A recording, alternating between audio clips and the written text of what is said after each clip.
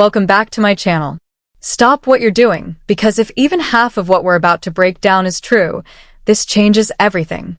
For years, viewers believed Aurora was the quiet, compliant golden child inside Robyn Brown's household. The rule follower, the loyal one, the daughter who never pushed back. But tonight, that carefully constructed image fractures, and what's underneath is something nobody was prepared for.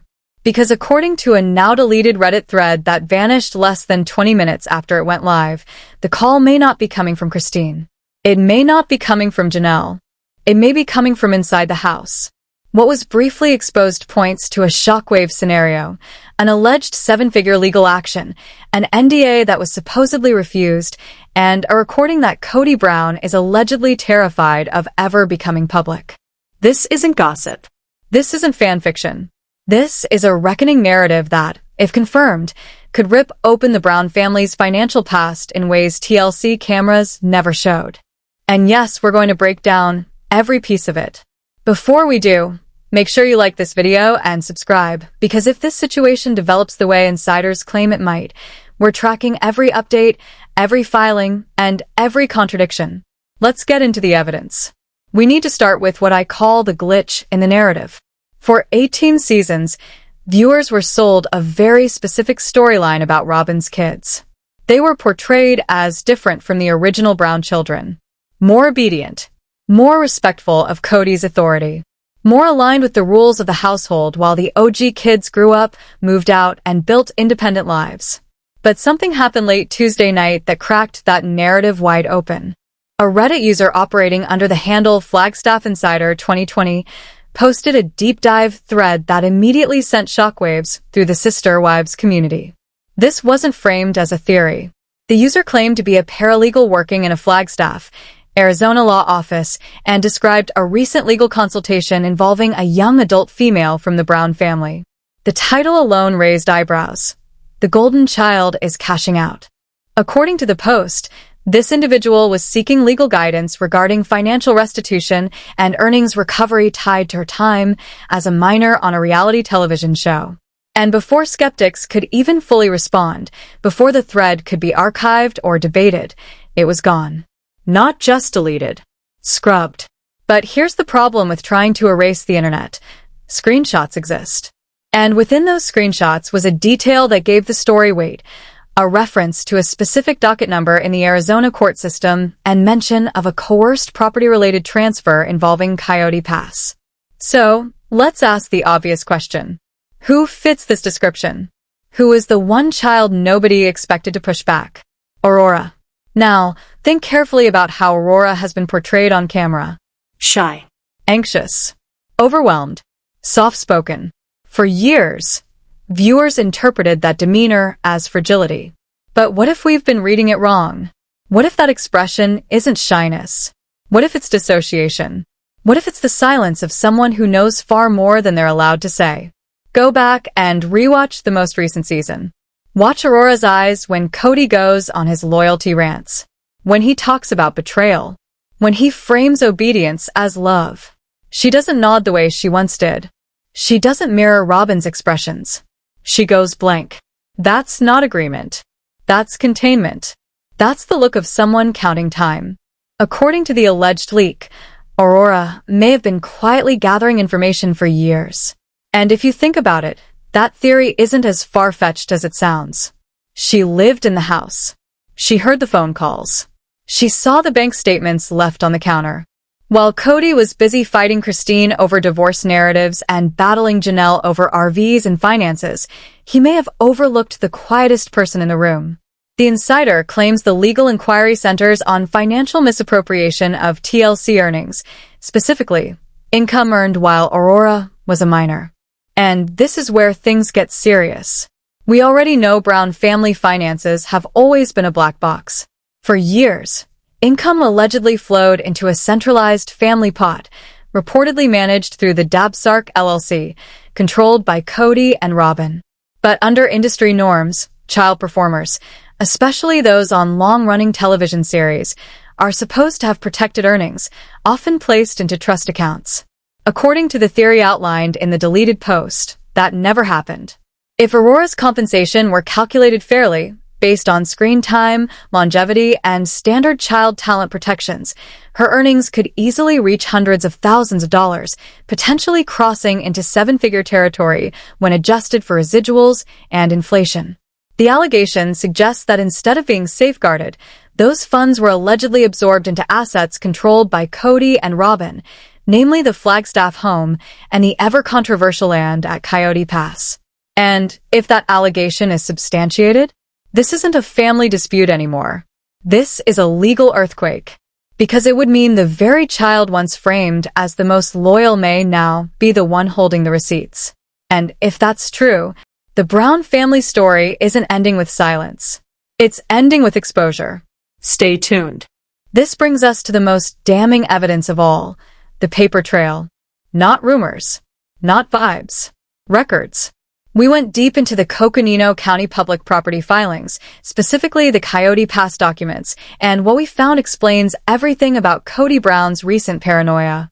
For years, Kody has obsessively redrawn lot lines on Coyote Pass. One season it was 5 lots, then 7, then fair shares. He framed it as generosity, as fairness, as a father trying to provide for his children. But the actual transactions tell a very different story. Names were quietly added and removed from deeds. Ownership percentages shifted. Parcels were repositioned, not for family harmony, but to secure loans. According to the insider, Aurora's name was allegedly floated as leverage. The claim is that there was a plan to temporarily place part of the property in her name to strengthen financing, only to transfer it back to Kody and Robyn later. If that's true, this isn't just manipulation. It's identity exploitation. It's asset washing. And it's potentially fraud. That single allegation explains why Kody isn't just afraid of losing control over the family, he's terrified of forensic accounting. Because if Aurora pushes this docket forward, the books don't stay closed anymore. Every TLC payment, every deposit, every transfer through Dabsark, every dollar for the last decade gets dragged into the light. And if even a fraction of the money meant for Aurora's future was instead used to bankroll Robyn's lifestyle, the collectibles, the renovations, the infamous heated driveway, then this stops being a civil dispute. It becomes criminal exposure. So why now? Why would Aurora, the child Kody once carried up the stairs during a panic attack, suddenly turn on the man who presented himself as her protector? The answer may have nothing to do with greed, and everything to do with escape. The insider report suggests the breaking point wasn't the amount of money. It was denial of access. Allegedly, Aurora wanted out. She wanted to move. To start her life. To leave the emotional pressure cooker of that house. And when she asked for her own money to do it, she was told no. That is the textbook definition of financial abuse. Control the money, and you control the person. No funds means no apartment, no lawyer, no car, no exit. Dependence by design. But here's where Kody and Robyn may have miscalculated. Aurora is not alone anymore. She has siblings on the outside. Siblings who already broke free. Siblings who have publicly rejected Kody's authority. If she reached out to paid on to Gwen, to anyone who's already walked away, and they connected her to legal counsel, then Kody isn't defending himself. He's walking straight into a trap he never saw coming. Now, let's talk about the specific parcel named in the scrubbed Reddit post, Lot 4A. On the show, Kody fixates on ponds and trees and dream layouts. But in legal filings, Lot 4A keeps popping up in relation to financing disputes. According to the insider, Kody allegedly attempted to pressure Aurora into signing a quitclaim deed, forcing her to give up any future interest in the land in exchange for continued housing in the main home. Let that sink in. A father allegedly telling his daughter, sign away your future, or lose your roof. That aligns perfectly with Kody's recent obsession with loyalty. He doesn't mean love. He means submission. Because disloyal people are dangerous. Disloyal people ask questions. Disloyal people open books. And he knows Aurora knows things. This is the real glitch in the narrative. We assumed Aurora was weak because she was quiet. But in a house filled with loud, chaotic narcissism, The quietest person is often the one listening most carefully. Now consider the psychological toll. For years, viewers commented on how uncomfortable Aurora looked on camera. We assumed it was anxiety or camera pressure. But imagine living in a house where your own earnings are allegedly siphoned away to fund a lifestyle you're trapped inside. Imagine asking for money to buy a car or rent an apartment and being told it's gone or invested for the family or that you should be grateful. That isn't discipline. That isn't protection. That is betrayal. It's the golden child realizing she was never the favorite, just the most useful pawn. And this brings us to Dabsark LLC. Dayton, Aurora, Brianna, Solomon, Ariella, Robyn, Kody. It sounds cute. A family acronym. But legally, it's a shield, a funnel, a way to consolidate assets and blur ownership. And if Aurora is filing suit, she isn't just suing her parents, she's suing the very entity named after her. The irony is brutal.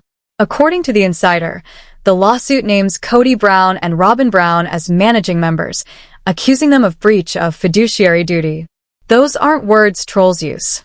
Those are legal terms tied to misuse of funds held in trust for another person.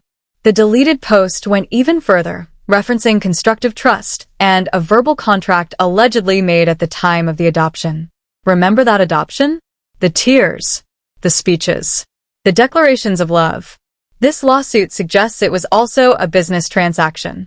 Because once Kody adopted them, he gained legal authority over their finances while they were minors.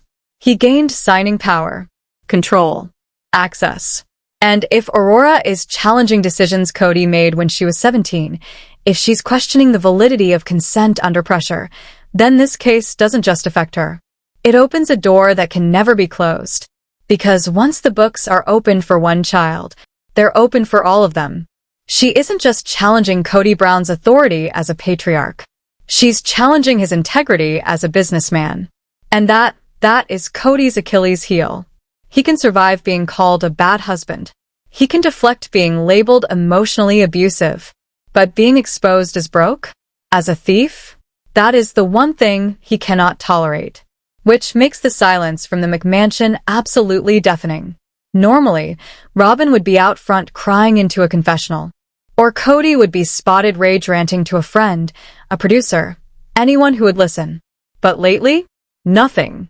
No rebuttals. No denials. No damage control. They've gone dark. And now we know why. They're not hiding from fans. They're hiding from a process server. According to The Insider, service of legal papers was allegedly attempted at the gated entrance of the property. Picture that moment.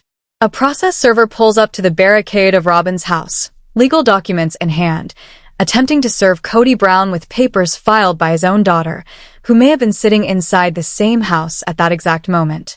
That kind of tension doesn't fade. It detonates. Now we need to revisit a moment everyone brushed off at the time, the ear-piercing scene. At first glance, it looked awkward but harmless. A father-daughter bonding moment. Kody taking Aurora to get her ears pierced. But when you view that scene through the lens of this alleged lawsuit, it becomes something far more disturbing. That moment wasn't about earrings. It was about ownership. It was a test. A loyalty test. Kody wasn't just seeing if Aurora would follow his wishes about her body. He was testing whether she would submit the same way he expected her to submit financially. And yes, she did then. But something broke afterward. Here's why the money trail matters so much. TLC doesn't cut individual checks to each child. They never did. They paid one lump sum, straight into the family-controlled entity. For years, the wives trusted Kody to distribute it fairly. Christine trusted him. Janelle trusted him. Mary trusted him. We saw how that turned out. Christine walked away with independence, but no financial restitution. Janelle walked away with an RV and her pride. Years of earnings gone. Aurora watched all of this. She saw her other moms leave empty-handed. She saw her siblings cut off. She saw how loyalty didn't protect anyone once they stopped being useful. And Aurora is smart enough to do the math. If she doesn't act now, before the show ends, before the money dries up, she will be left with nothing too. According to the insider, Aurora's legal team isn't interested in a quiet settlement. They want a forensic audit. Not vibes. Not explanations. Receipts. Every luxury purchase. Every artwork. Every designer item. Every Rolex. If those purchases were funded by commingled LLC money, Aurora has a legal claim to them. This is why that Reddit thread disappeared so fast.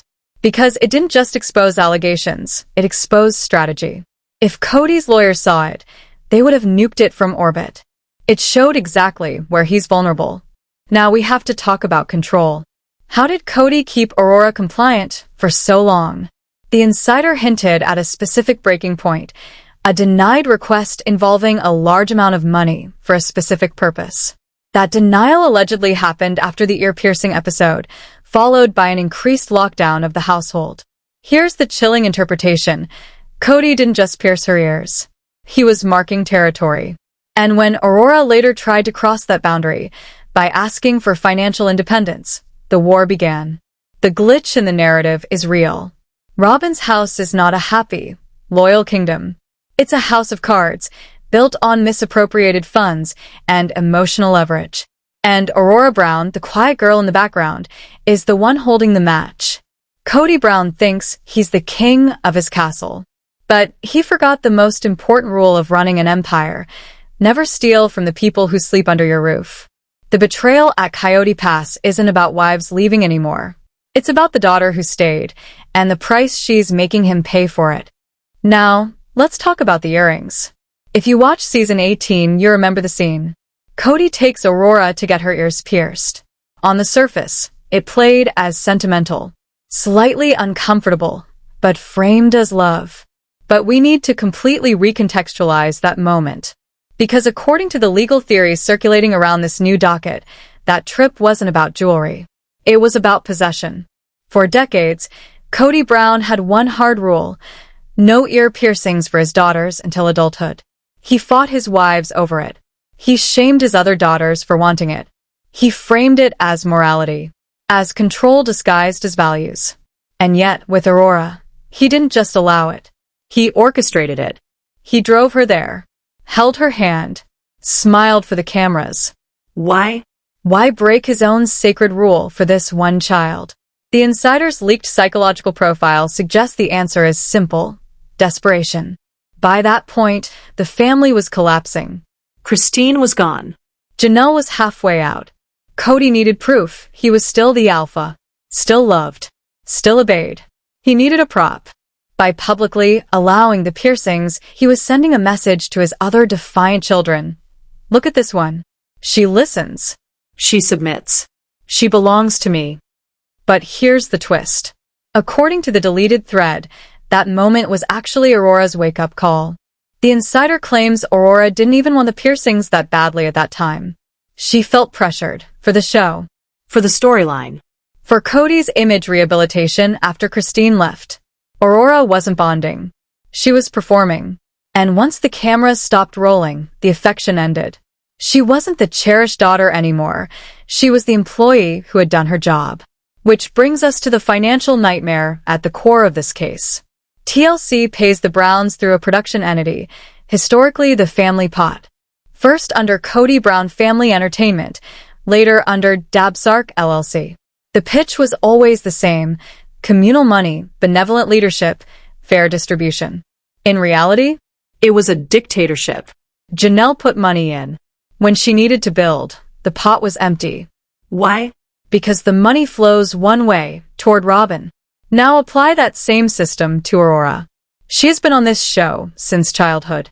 She endured the family integration, the moves, the scandals, the divorces. She wasn't background. She was a character. Under laws like Coogan's Law, child performers are supposed to have protected trust accounts. But Arizona? Arizona has far looser protections for reality TV minors. And Kody knows that. Which is why, if Aurora succeeds in forcing an audit, this case won't just expose favoritism. It will expose systemic exploitation. And once that door opens, it never closes. Stick around, because next, we're tracing the TLC money trail and why it allegedly leads straight into Robyn's secret accounts. You think this is bad? You have no idea. The lawsuit allegedly claims that Kody and Robyn exploited Arizona's lax protections for child reality stars to bypass the creation of any formal trust for Aurora, Brianna, and Dayton. No blocked account. No protected savings. No interest quietly accruing for their futures. So the question becomes unavoidable. If Aurora was earning money for over a decade, where did it go? Look around. Look at the McMansion. Look at the artwork lining the walls. Look at the Rolexes. Look at the endless parade of precious moments figurines. Look at the luxury vehicles rotating through the driveway. According to the Flagstaff Insider, Aurora's earnings were allegedly classified as household income and used to pay the mortgage on the very house she was trapped inside. Kody's defense, which sources say is already being prepared, is predictable. He will argue that Aurora was compensated with a luxury lifestyle, that her payment was the roof over her head, the food on the table, and the privilege of living in the big house. But this is exactly where the seven-figure demand comes from. Aurora isn't buying the lifestyle excuse. According to the leak, she formally requested a forensic accounting of the Dabsark funds. She is alleging that her share of the TLC income, substantial after 10 years of filming, was misappropriated to purchase assets held solely in Kody and Robyn's names. When that house is sold, whose names are on the deed? Not Aurora's. Not Brianna's. Not Dayton's. She helped pay for it. She owns none of it. That is the legal definition of unjust enrichment. And now we arrive at the catalyst, the moment this entire situation detonated. According to the Insider, roughly 6 months ago, something happened off camera that shattered the illusion permanently. Aurora wanted to move out. She had found a place, possibly near college, possibly with friends, and she did what any young adult who had worked for years would reasonably do. She asked for access to her savings. Specifically, she asked for enough money to cover a deposit and the first 6 months of rent. The response she allegedly received was chilling. Robyn reportedly told her the money was illiquid, tied up in long-term investments for the family's future, specifically Coyote Pass. Robyn cried. She framed Aurora's request as selfish. She warned that pulling money now would hurt the entire family. She painted the outside world as dangerous. She guilt Aurora for wanting independence. Kody didn't cry. He exploded. According to the leak, he told Aurora she had no money of her own, that everything she had was a gift from him, and if she chose to leave the house, she would be cut off completely. That was the moment the illusion died. Aurora realized she wasn't a daughter.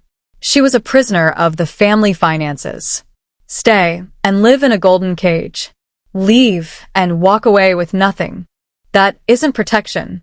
That is financial abuse disguised as love. And this is where Kody made his fatal miscalculation. He assumed Aurora was isolated. He assumed that because he had successfully cut her off from Christine and Janelle's kids, she had no allies. He was wrong. This brings us to part 3, the secret alliance. We need to talk about Paydon and Gwendolyn. If there is anyone in this family with unfinished business with Kody Brown, it's Paydon. And if there is anyone with the intellectual sharpness to dismantle Kody's logic piece by piece, it's Gwen. For the past year, we've watched them criticize their father publicly. Interviews, social media posts, Sarcasm. Shade. we assumed it was venting, trauma processing, kids speaking out. But what if it was a smokescreen? What if Paydon's loud, boisterous presence was a distraction, while the real work happened quietly behind the scenes?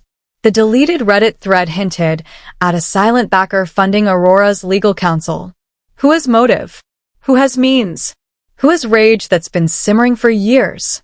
Paydon Brown. He has his own income, his own independence, and a deep resentment over how Christine was treated and how the family system crushed anyone who didn't submit. Now imagine this scenario. Aurora reaches out. Maybe a burner phone. Maybe a brief message. Are you okay? Do you need help? Kody monitors phones. We know this. Passwords. Access. Control. But he can't monitor everything. The theory is that Paydon and Gwen established a secure line of communication with Aurora. They coached her, on what to document, what to photograph, what questions to ask. And most importantly, they promised her this: if you file, we have your back, financially and emotionally. A leaked, recreated text began circulating in a private Discord server, believed to reflect that communication. It read, "Don't sign the NDA. We have the retainer ready. Just get the papers before Dad comes home." If that text is real, this story stops being a family drama. It becomes a corporate espionage thriller. It suggests there was a narrow window, a moment when Kody was out of the house, where Aurora had to gather documents and make her move. And this is the key detail that terrifies Kody. The Reddit insider specified that Aurora was looking for the Dabsark operating agreement. That document defines ownership. If it shows that Kody and Robyn listed themselves as 100% owners while the children are listed as 0%, despite their labor generating the revenue, that is the smoking gun. That is proof of exploitation. And this is why Kody is allegedly terrified of a recorded conversation becoming public. Arizona is a one-party consent state. That means Aurora can legally record conversations she is part of, without telling anyone. Imagine what's on those recordings. Kody screaming about loyalty. Robyn guilt-tripping her about this scary world. Admissions that the money is gone. Justifications for spending her earnings on Coyote Pass. If a recording exists where Kody admits to using Aurora's money without her consent, the case is over. And the consequences won't just be financial. They'll be reputational. Kody Brown won't just lose in court. He'll be branded something far worse. A thief by his own child. Now consider the emotional weight of this alliance. For years, Aurora was the perfect daughter. She didn't fight. She cried when Kody wanted tears. She hugged him when he needed validation. For her to turn a page on, the son Kody is arguably most threatened by, socially and physically, is the ultimate rejection. It's Aurora saying, "I trust the brother you told me to hate more than the father who claims to love me." That creates paranoia inside the McMansion. Kody doesn't know who's talking. He doesn't know who's leaking. He doesn't know who's recording. The call is coming from inside the house. And this time, he can't hang up. As we transition into the full courtroom phase of the saga, we need to understand the last weapon Kody Brown allegedly tried to use to stop all of this. Because when power starts slipping, men like Kody don't apologize. They don't reflect. They don't take accountability. They reach for paperwork. And in this case, that paperwork had a name. The Non-Disclosure Agreement. The 21st birthday NDA and the midnight escape, according to the insider. On Aurora's 21st birthday, she wasn't given a party. She wasn't given a car. She wasn't even given independence. She was handed a legal document, a contract that would permanently forbid her from speaking about. The family finances TLC's payment structure, the inner workings of Dabsark, and the private dynamics of Kody and Robyn's marriage. They believed she would sign it. They believed she was still the obedient golden child. But they forgot something critical. Sheep have teeth. And when you corner them long enough, they bite. Aurora refused to sign. And that refusal was not just defiance. It was a declaration of war. What we've obtained, blurred, redacted, but unmistakably real, appears to be a document titled Confidentiality and Non-Disparagement Agreement. Let's be very clear about what this represents. An NDA inside a family is not normal. It is not loving. It is not protective. It is a tool of business warfare. By presenting this to Aurora, Kody admitted two things without saying a word. There are secrets inside that house that could destroy him. He no longer saw Aurora as a daughter. He saw her as a liability. She wasn't family anymore. She was a risk. According to the insider, the terms of this NDA were extreme.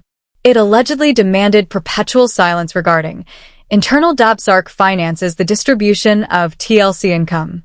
And this is the key, the private spending habits and health details of Kody and Robyn. Ask yourself, why would parents need a gag order about spending habits? Because if Aurora testified that she watched Robyn spend thousands every month on collectibles, luxury decor, and personal indulgences while Janelle couldn't afford to build on her own land, that's not just favoritism. That's financial infidelity. It proves the family pot, was a slush fund for the favorite wife. Here's where things shifted.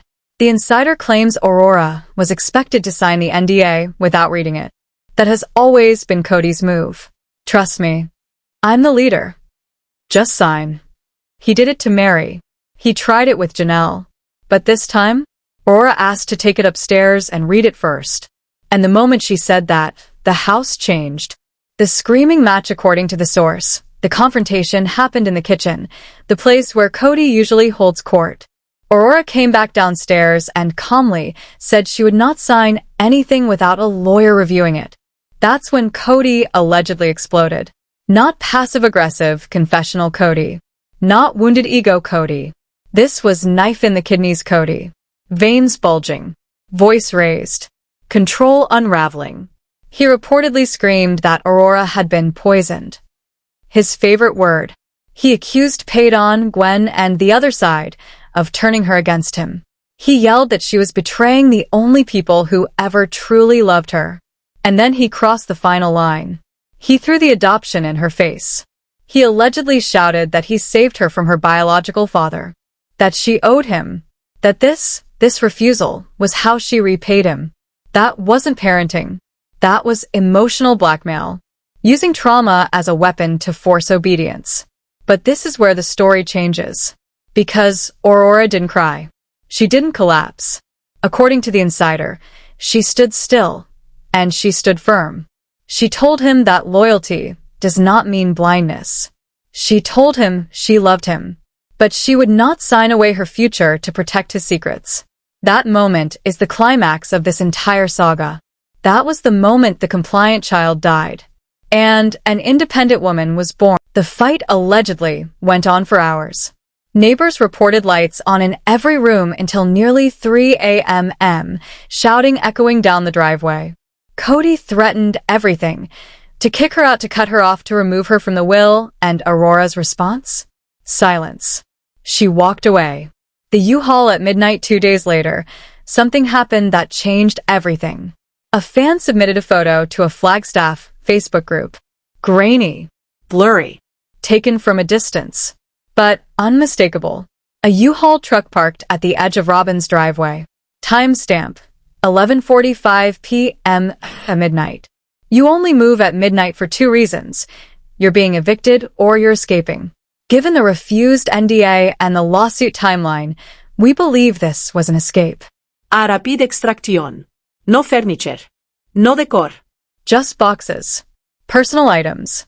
Documents. The Brown family pattern repeats itself. Christine left in a truck. Janelle left in a trailer. In this family, freedom comes with wheels. The U-Haul is the symbol of liberation. And that U-Haul tells us something crucial. Aurora is out. She is no longer under that roof. No longer subject to daily manipulation. No longer reachable. And that makes her dangerous. Because now Kody can't sweet-talk her. He can't intimidate her. He can't wear her down. She's gone. Likely staying somewhere secure. Possibly with siblings. Possibly out of state. Surrounded by people who believe her. The courtroom cliffhanger. The insider claims a preliminary hearing has been scheduled regarding an emergency freeze of assets. If true, Aurora's lawyers are moving fast. They want to stop the bleeding. Lock down accounts. Prevent further spending before the audit. And if this docket proceeds, Kody Brown will have to testify under oath. No editing. No spin. No confessional manipulation. He will have to answer. Where the TLC money went, how Dabsark was structured, why his daughter has $0 while he wears a luxury watch unlike the wives. Aurora has nothing left to lose. Christine had a reputation to protect. Janelle had pride. Mary had loyalty. Aurora has only truth. And a legal team that smells blood. This is not a divorce negotiation. This is math. Cold. Hard. Unforgiving. And the math does not favor Kody Brown. We are monitoring Coconino County filings daily. Because the moment that gavel drops, the sister wives empire as we know it is finished. Kody wanted to be a patriarch. But a patriarch provides. And now the courts may force him to do exactly that. So the final question becomes, is this the end of Robyn's fairy tale too? When the money freezes, When the secret surface, Does she stay? or does she turn on Kody to save herself? Because make no mistake, she is named in this lawsuit too. The deleted thread, the texts, the NDA, the U-Haul. This family isn't just broken. It's at war. And for the first time, the soldiers aren't the wives. They're the children. The kids who were used as props are now the protagonists. Aurora Brown is leading the charge. And she's bringing receipts. Let me know what you think in the comments. Do you think Aurora takes this all the way to trial? Or does Kody settle quietly, paying millions to keep her silent and the show alive? Whose side are you on? And if you want us to release the screenshots from the deleted Reddit thread, including the lot numbers and alleged missing amounts, get this video to 5,000 likes. If we hit it, we drop everything next video. This is the life with the Browns. We don't just watch the show. We investigate reality. Subscribe, turn on notifications, and stay tuned. The U-Haul has left the driveway. The destination? Justice. We'll see you in the next video.